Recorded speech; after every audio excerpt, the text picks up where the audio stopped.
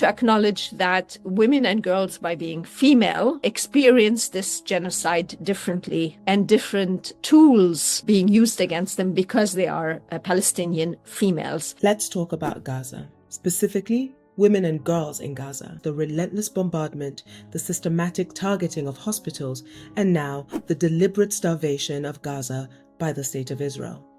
The facts are in, and they are undeniable, is what the UN Secretary General Antonio Guterres said earlier this week. Gaza is on the brink of famine. But that's not all you should know. The UN Special Rapporteur on Violence Against Women and Girls, Reem Al-Salem, told me a femi-genocide was also unfolding in Gaza. What's a femi-genocide?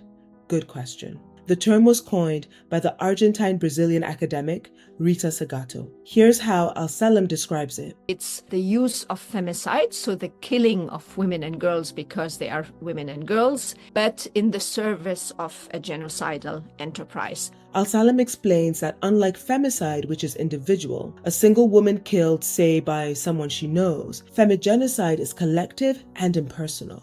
I felt that particularly in Palestine, this is something I've been tracking since the beginning of this unfolding genocide, is this pattern of violence and killing and reproductive violence and sexual violence that is being committed against Palestinian women and girls because they are Palestinian and because they are females, because they hold the promise, as I said somewhere else, they hold the promise of the continuity of Palestinian life. By saying that femi-genocide is happening, I am not saying that it's only women and girls that are experiencing the onslaught of genocide. We need to acknowledge that women and girls, by being female, experience this genocide differently, and different tools being used against them because they are Palestinian females.